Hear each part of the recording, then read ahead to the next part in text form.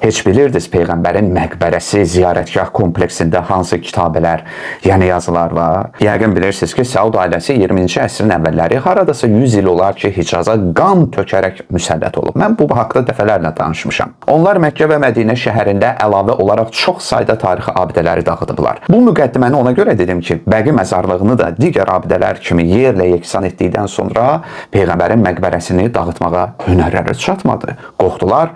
Onlara elə ultimatumlar verildi ki, hələ də Osmanlı dövründən qalan abidələrə əl vura bilmirlər. Hər gün Səfəvilər və Şah İsmaildən danışıb onu zındıq çıxaranlar, qarşı çıxdığınız Osmanlıdan niyə danışmırsınız? Sual, siz Əbdülvəhhabın oğlunun davamçıları ki, özünüzü əhl-i sünnə adlandırırsınız. Böyükləriniz hakimiyyəti ələ keçirərkən Məkkə və Mədinədə öldürülən yüzlərlə insanlar kimlər idi? Şiyələr? Yox, əlbəttə, əhl-i sünnə. Siz yaranmamışdan əvvəl də onlar orada olublar. Çünki siz əhl-i sünnənin böyük hissəsi olan əşərilər və digərlərinə fərqli ləqəblər qoyub onları İslamdan xaric edir, cəmaatı özünüzü əhl-i sünnə kimi tanıtdırırsınız.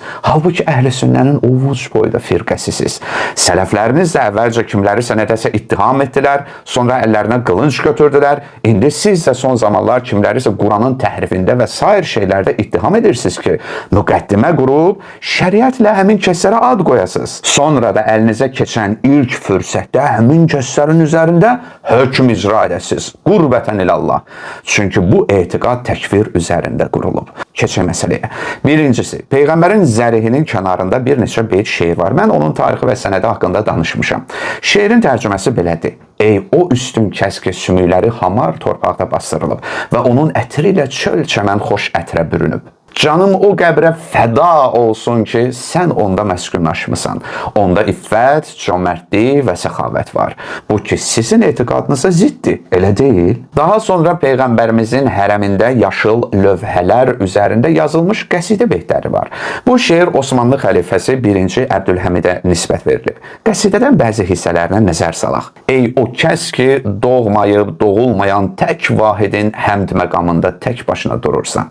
Gözəl. Sonra, ey o kəs ki, onun barmaqlarının arasından çaylar axdı və sayı çox olan ordunu sirab etdi. Aha, sonra, oy, burada silinib ki, görəsən nə yazılıb? Tarix unutmur. Qəsidədə həmin sətirlər var. İnni təvəssəltu bil muxtari əşrafi mən rəqəs səmavati sirril vahidil əhəd. Mən seçilmiş Peyğəmbərin ətəyindən yapışır və təvəssül edirəm. O Peyğəmbər ki, göylərdə seyr edənlərin ən şərəflisi, vahid, əhəd Allahın sirlərindəndir. Yox, burada insafən qalıb bunu silməyiblər. O gözəlliklərin Allahıdır, ucadır, onun xaliqidir ki, onun bənzərini dünyada tapa bilmirəm. Bu hissəsi qalıb, silməyiblər. Vay, bunu isə siliblər.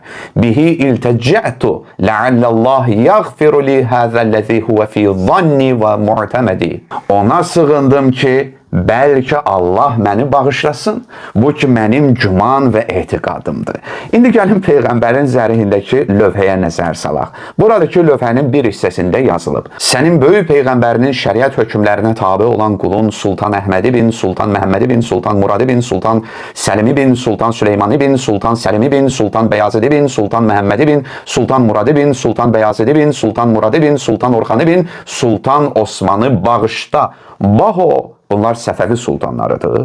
Osmanlı sultanı Peyğəmbərə təvəssül edir. Allahdan istəyir ki, Peyğəmbərin hörmətini onu bağışlasın. Nədir bu şəxsin hökmü? Ey cənab İbn Əbdülvəhhabın tərəfdarları, və niyə sizin etiqadınıza zidd olan bir yazı orada hələ də durur? Səhər axşam Şah İsmail belə gəldi, Səfəvi elə getdi. Bundan danışın. Qarşı çıxdığınız Osmanlıdan onlar şiə idilər, yoxsa sünni və siz kimsiz?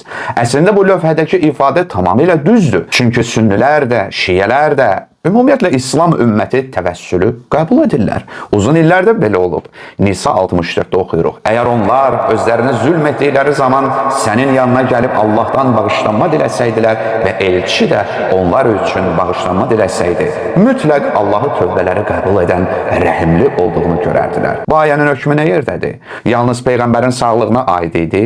Yəni ayənin vaxtı keçib, sadəcə tarixə qovuşub. Yəni necədir? Biz hal-hazırda dahilər dahisi sallallahu aleyhi və aleyhi və səlləmin məzarının kənarındayıq. Allah Teala'dan istəyirik. Deyirik ki, ilahi sən özün buyurmuşsan ki, özünü zülm etmiş kəslər onların yanına gəlsəydi, bağışlanma diləsəydilər və elçi də onlar üçün bağışlanma diləsəydi, Allahın tövbələri nə qədər çox rəhimli olduğunu görərdik.